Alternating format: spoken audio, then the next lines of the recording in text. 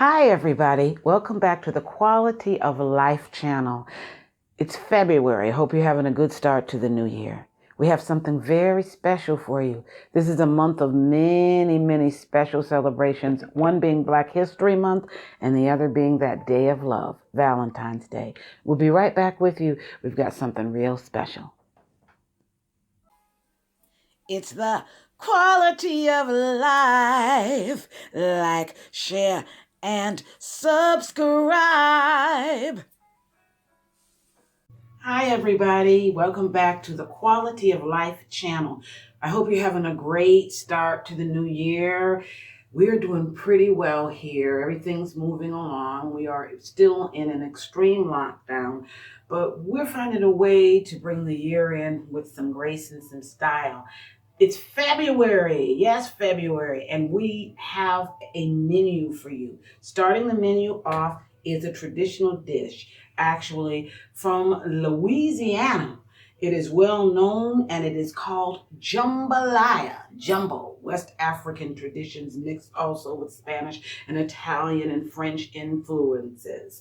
So everybody has their own recipe for this. I am using my recipe.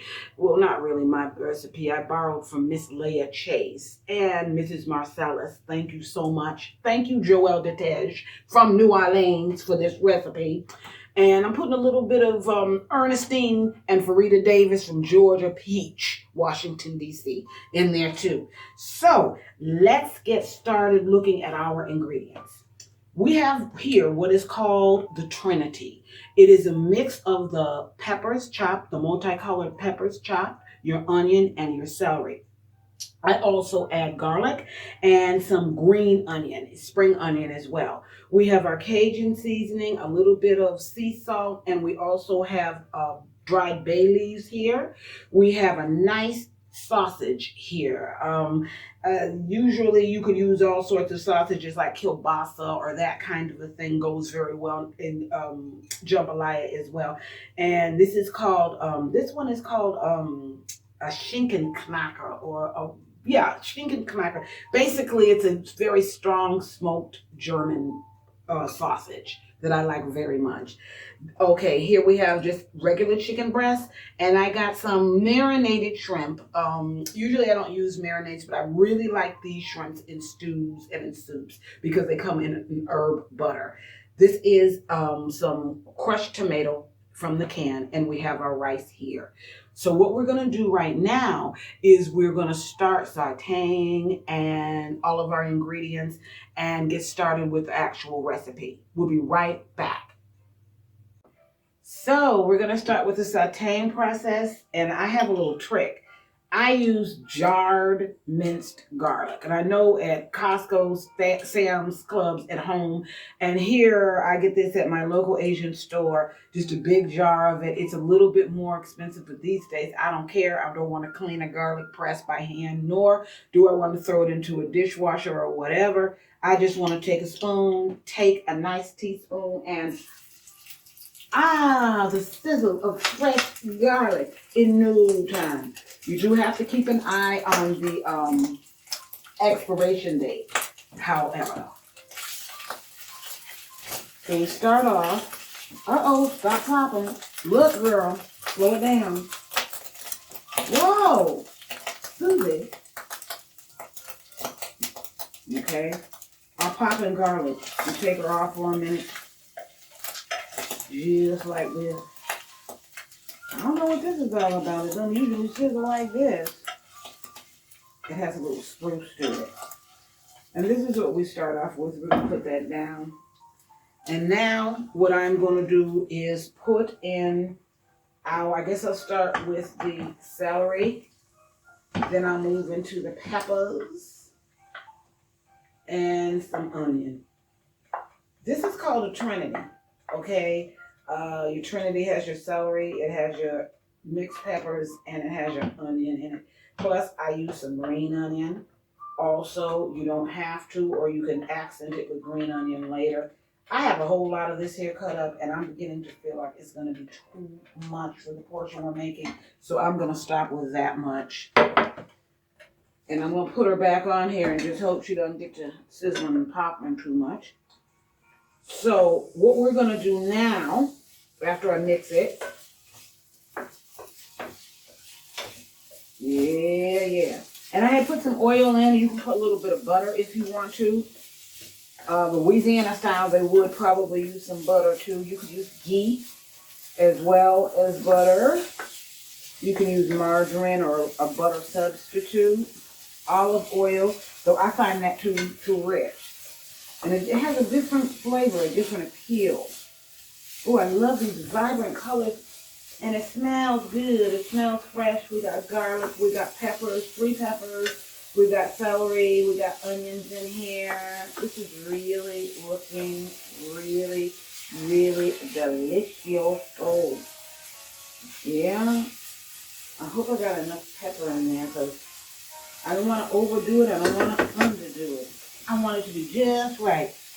I'm going to take a handful of pepper since I got it and put a little bit more pepper in.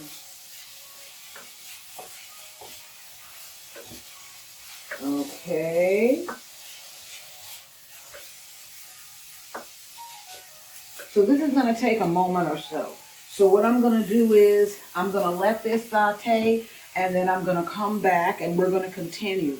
The next thing that I'm going to do is saute after the trinity. The next thing that I will do is put my pork in, my pork sausages in.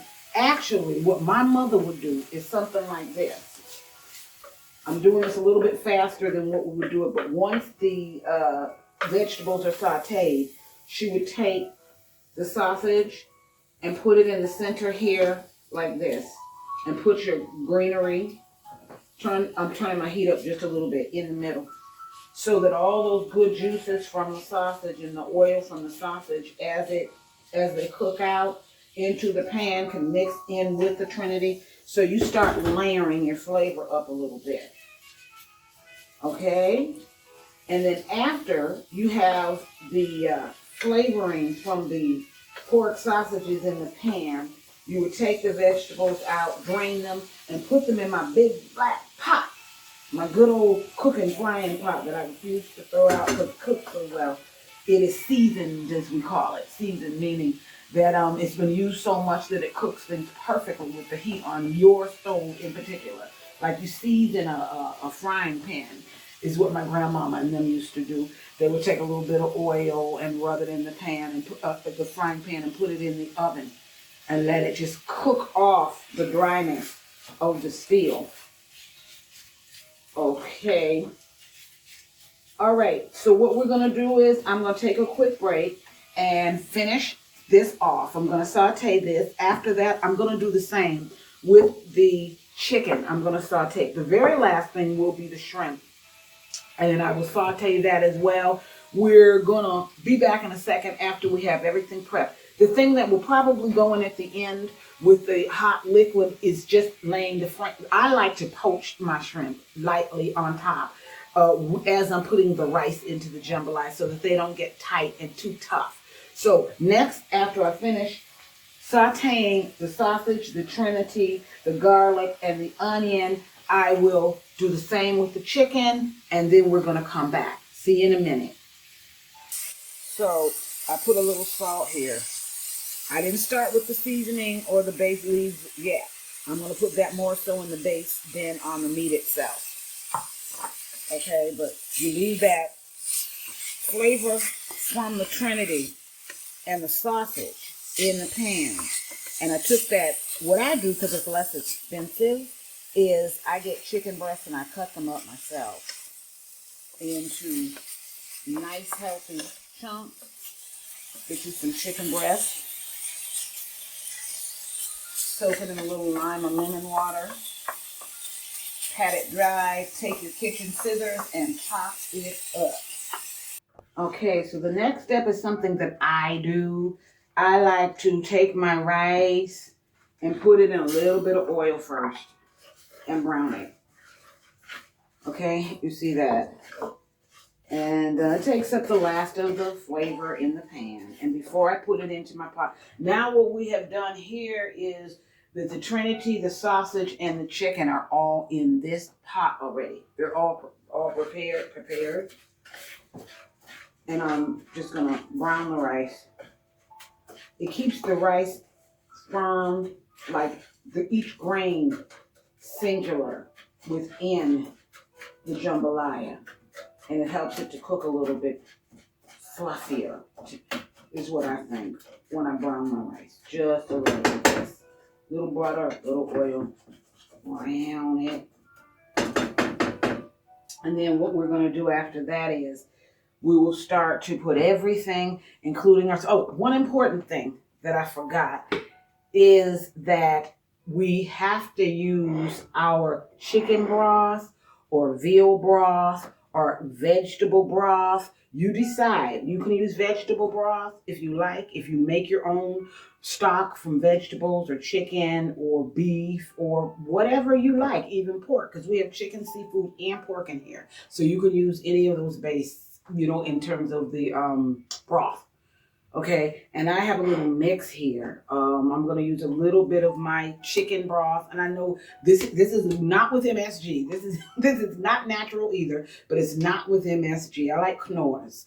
They have an international line. Any country you go to has a wonderful little cubes of flavoring, and I like to try the different ones. I go to the Asian store and I get the ones in the Spanish store, and in Africa, it's like I use my shrimp Maggi blocks. I'm into a little bit of flavoring, sorry, as long as it doesn't have MSG. So this one is with a little bit of beef and a little bit of chicken. Okay, is going to be used. All right, in the base with the tomato and the tomato paste in order to make the base for the jambalaya. Okay, the rice is browning. Just about enough. You don't want it, you just want every piece of rice to be coated with some oil and brown for a moment. The idea is not letting it literally turn brown, but just cook a little bit of the starch off of it, I suppose. So now we take our pot, as you see here, the trinity, the sausage, and the chicken. We're going to put it on like medium heat. And what I'm going to do right now is I am going to assemble. I'm going to take this rice. I'm going to put her all on top of those ingredients. And the thing about it, when I do my sausage and when I do my chicken, I cook it until it is no longer pink, the chicken and the sausage, until it's sweating the juices. You don't cook it till it's brown and dry or anything like that, because you want those flavors to continue. I'm talking all loud and scraping at the same time. You want those flavors to continue to come out as you cook. I'm gonna take my first cup of my broth, put it in like so. You see that? I'm gonna get a little bit of water because I know I'm gonna need more broth. Make a little bit more broth. And right now, because I made my broth really, really quite strong on purpose, I just only have to add water. So that's the first level of our mix. You start to see the vibrancy of the colors, the sausages, everything is coming out of it there. I'm gonna put a little bit more water in with my trusty cup, because it's gonna need more water. You're gonna need, I eyeball everything personally. I can feel how much water I need against how much rice. The next step is we want to add the tomato.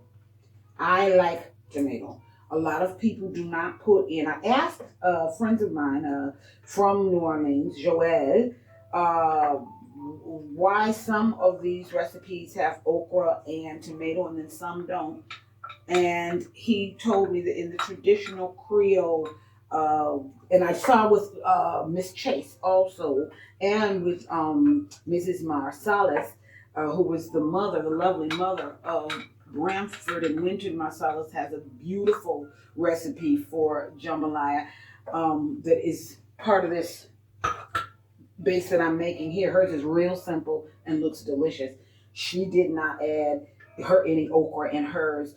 We didn't add okra in ours, but we did add tomato in ours.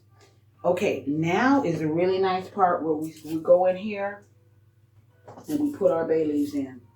And I think I got too many bay leaves, so I'm going to take out that much so that as it cooks, that bay leaf, I'm gonna make sure, and I could have just, if I had done, there's a ways of doing the broth first and then adding the ingredients, but I'm doing it one pot.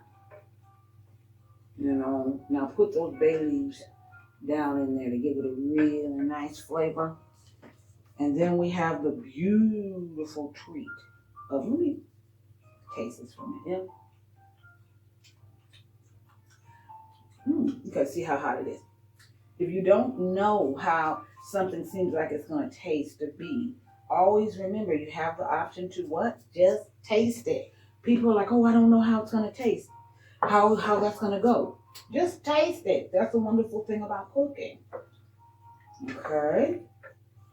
Now, I'm mixing in. Yesterday, I was shopping all over my neighborhood and I was getting very frustrated because I could not find any New Orleans or Cajun or any. There was, at one point, it was all the craze, so it was at every store you went to. And especially doing right now with everything that's going on, I was blessed to walk straight into my local car stop and find, what did I find there? Cajun seasoning. So I bought 4 of them. I bought all of them because it's so important with my seafood and my gumbo and everything. Okay, so I'm going to taste. I'm not going to put in the shrimp yet. I'm going to let it just cook a little bit more. Let me see. I got to say, for a first taste, it's good. I'll say it like that. All right, so what we're going to do is we are going to put our top on our pot, and we're going to leave it here on low. We're going to put, the key is low heat. Key to medium heat is what Miss Marsala says. So we're going to put it there, and we're going to bring another recipe to you in between, okay? So we'll be right back with you. Our jambalaya will be sitting here cooking. See you in a minute. Okay, so the next recipe that we have for you is something that you might want to do with some of those leftover black-eyed peas from the New Year's. The tradition in the African American community is, of course, that we eat our black-eyed peas and our collard greens. The beans, black-eyed peas, bring us luck, and the greens for money. So I happen to have some literally leftover, really and truly, from New Year's because it was in a can. You can get them canned, you can defrost and boil some that were frozen, and just drain them like this, like so. Next step is your vinaigrette. I'm going to make a salad that is called Eyed Pea Caviar. Now, what I use, you could use regular Italian dressing or whatever you have at home. You're welcome to use that. I use Knorr's Italian dressing season because it has lots of oregano and garlic, and everything is right there in it. All I have to do is just open that up. Okay, now what I'm going to do is I'm going to take my black-eyed peas and put them in my bowl, just like that. Yeah. Then I'm just going to sprinkle some of my Italian dressing over it, like so. Other people would make the vinaigrette first in a little separate bowl, but for me, I just do it like this. Okay. The next step is I'm going to take a little bit of cayenne pepper. Got to keep it Cajun. Okay, a little cayenne pepper for kick, not too much. And then I'm going to use granulated garlic. There's also garlic in the salad mixture as well, and salt. So we might add a little taste of just a touch of sea salt, but not much. Okay, I'm going to mix this in to make sure. It shouldn't take more than 1 packet of this. Okay. Mix it. Now what I do is just a drop of water. Just a little water. Just a drizzle. That much. Next. So I'm making my vinaigrette in the bean bowl. as I go along instead of separate and pouring it in. All right. For me, it gives it more of a marinated flavor if you don't have time to really let it sit. Okay. I just use regular. You can use cannoli. I use regular vegetable oil. You can also use olive oil, of course. Okay. So there's our flavoring going nicely. There's your vinaigrette down in the bowl. Right there. Just a little bit of warm water. Just enough to loosen up the seasonings and incorporate your seasonings. Alrighty. And now what we're going to do, move this stuff out of the way and get myself a tasting spoon. People say, how do I know if something tastes good? It may not be good. Taste it. It's ridiculous. It's a silly question. Go ahead and taste. I'm going to taste it for you, Pete. Very good. But for my taste, my personal taste, I want a little bit more. A little bit more. So I used the whole packet when I had used like 3/4 of a packet. And now I'm going to use a whole packet instead. For my taste. Okay, that's just how I do it. And I will put a sprinkle of my good sea salt. Of course, sea salt. Like so. Next step is we add, once again, some fresh pepper. This diced and looking pretty. I think we can use all of that. Then we're going to add our tomato. This was one tomato, one medium-sized tomato diced. Okay, mix it. Mix it from the bottom to the top, from the bottom to the top, from the bottom to the top. Like this, like so. And for the next step, we put in the green onions, which I love. Me some green onions. The next thing is kind of controversial because some people like it and some people do not like it. But I love cilantro. I like cilantro. Okay, this is very nice. Next is the cilantro. And when we serve, we will serve this also with a nice fresh squeeze of lime. I'm tasting lime. I'm feeling like I'm going to add a little drizzle more of my oil. And you could do this with olive oil. I just want to keep the flavor more neutral because this is Southern cuisine. It's not Mediterranean cuisine. Okay, even though I got the Italian influence in there, I don't want it to be that rich. The sauce to be that, the vinaigrette to be that rich. Okay. What do we have going on? I'm going to see one more taste for seasoning. Take it from the bottom. Because now what you would do is you put this into the refrigerator. Very good. You will put this into the refrigerator probably overnight or at least for 3 hours or so. If you really needed to eat it now, you could eat it now. It would be absolutely delicious. Make sure you have your beans. Taste your beans to make sure you don't want to parboil them a little bit first from the can or the freezer. Just make sure that they're the right softness that you like. Okay, so here we go. All right. And this will now go into the refrigerator for at least an hour or so before we serve it up with warm tortilla chips and a little side of lime, squeeze of lime. Okay? So that is it. This is your Eyed Pea Caviar compliments of Quality of Life channel. We'll be right back with our jambalaya.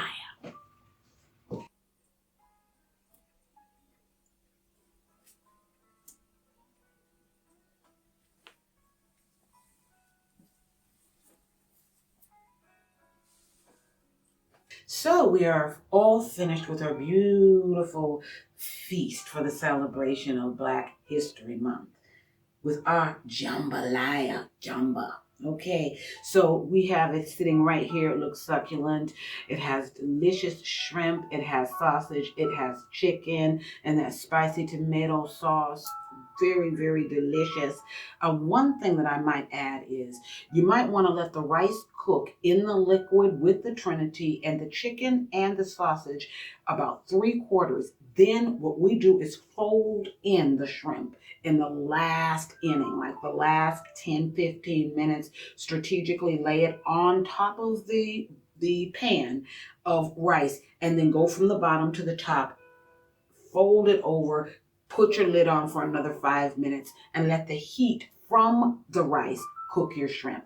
So this is the queen of our evening, Miss Jambalaya. And to the left of us here is the lovely princess, yes.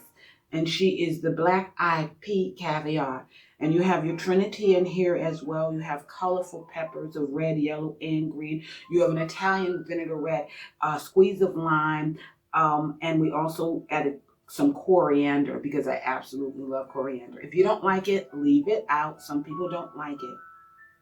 For this evening, we have added warm tortilla chips on the side for dipping.